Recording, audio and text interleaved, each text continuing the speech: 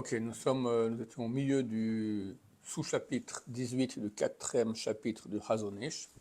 Donc il parlait de ces gens qui avaient d'un côté une envie de servir Dieu, mais de l'autre côté ils abandonnaient l'étude pointilleuse de la halakha, détaillée de la halakha, et ça faisait des choses absurdes. Ils vont même créer des courants de gens qui soi-disant servent le Dieu d'Israël, mais d'un autre côté ne font pas attention à la halakha. Et ça fait des choses absurdes. Alors on a parlé la dernière fois du cas des tefilines, qu'il faut beaucoup de conditions pour que la mitzvah des tefilines soit faite comme il faut bien. D'abord que le tefilin soit cachère, le parchemin, le boîtier, il n'est pas toujours tout droit, pas carré. Ensuite l'endroit où on le met, celui de la main, celui de la tête, d'accord. Si le nœud derrière il descend plus bas que les cheveux, c'est pas cachère. Si dans le trou, c'est seulement cachère bediavad, a priori il faut que le nœud soit sur l'os, au-dessus du trou. S'il descend sur le front, on a déjà vu hier, au niveau du bras, s'il n'est pas sur le biceps, des fois il est un peu trop à l'extérieur, il faut que ça soit sur le biceps, un peu vers l'intérieur. Pas trop haut non plus, pas trop bas. D'après tous les poskim, si le tefillin est plus haut que la moitié de la distance qu'il y a entre le coude et l'épaule, alors on n'est pas rendu quitte. Il y a un avis qui dit qu'on est rendu quitte, c'est le Gaon de Vilna. Mais c'est un contre des centaines, donc faire attention que ce ne soit pas trop haut, pas trop bas non plus. Donc il faut connaître ces halachot. Et idem, le Rav nous dit pour tout le reste des mitzvot. Vechen bechol mitzvah. On est en haut de la page Samech Aleph. Vechen bemitzvot lo ta'ase, de même dans les mitzvahs négatives, le ne pas. Im ki hu shomer ota bechala, bien qu'il l'observe de façon générale. Adain en shmirata, shmira, néanmoins son observance n'est pas une observance. Be'el shelo shakad aladinim, tant qu'il n'a pas étudié bien toutes les lois. Hamista'afim, l'Arkoram ou les Dorsham, toutes les lois qui concernent cette loi, bien les interroger, donc analyser et bien les comprendre. Par exemple, la Shonara, d'accord, très souvent quelqu'un dit non, alors on peut parler à la Shonara, ou bien il dit c'est les toilettes, ça a une utilité, et pas du tout, c'est n'importe quoi, d'accord. Beaucoup de lois négatives, beaucoup de gens savent qu'on ne peut pas mélanger le lin et la laine. Ils sont trop paresseux pour aller, ils disent bon, ça va, d'accord, ils sont trop paresseux d'aller voir le vérificateur. Et comme ça, il y a tellement de mitzvot. Parler des paroles de Chol dans une synagogue, dans un Beth Midrash, des paroles profanes.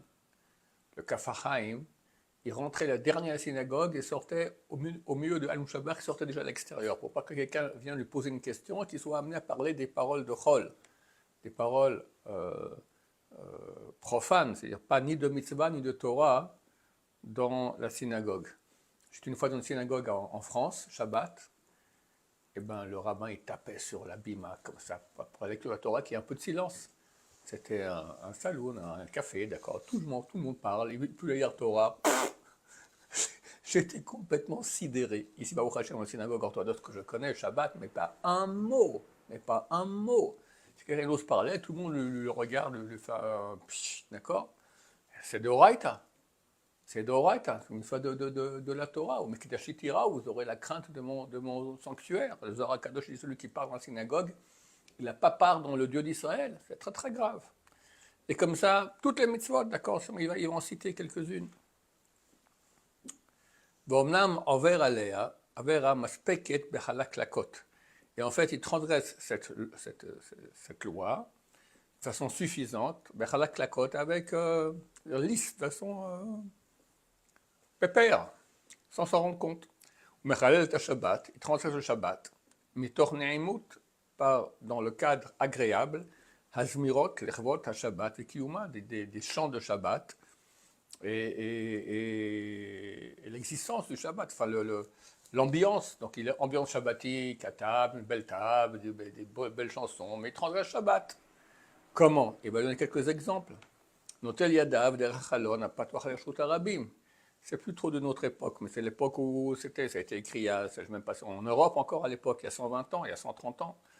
Alors il se lave les mains, quelqu'un qui a une maison avec un jardin, d'accord, il se lave les mains, pas le jardin, il se lave les mains directement, l'eau dans Reshut Arabim, dans le domaine public, d'accord. Alors c'est faire passer du domaine privé au domaine public, c'est d'Oraita. Et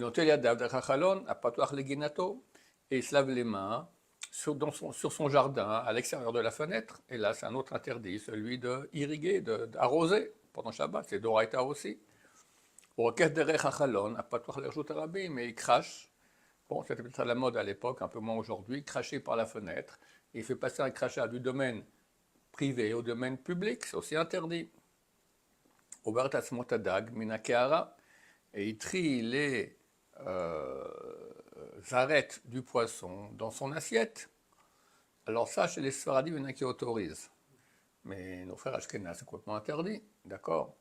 Et borer, alors tous les cas de borer, très très nombreux. Quelqu'un qui entre le poisson et la viande, on va enlever les salades qu'il y a sur la table, d'accord. Alors on laisse des choses, on enlève d'autres. Si ils sont proches, les plats les uns des autres, c'est borer, c'est un tri. Ou la ménagère, elle ouvre son freezer, d'accord, le congélateur, pour préparer des choses pour le repas. 1 heure avant le repas, 2 heures, 3 heures avant, et ils sont mélangés. C'est borer, d'accord, on peut transgresser allègrement. Borer, il y a 2 interdits Shabbat que les gens transgressent allègrement. Borer, c'est très dur de garder un Shabbat sans faire borer, très très dur, d'accord, même pour le Talmid Chachamim. Il faut bien compter le bois, faire bien attention. C'est d'Oraïta, Hashem Yishmor. Et le deuxième, c'est pas d'Oraïta, mais c'est pas non plus de Rabbanan, c'est d'Ivrei Kabbalah. D'Ivrei Kabbalah, c'est les paroles des prophètes. Mimso Vedaber Davar, c'est écrit dans les prophètes, Vedaber Davar, de parler des choses interdites pendant le Shabbat. C'est très, très, très, très courant.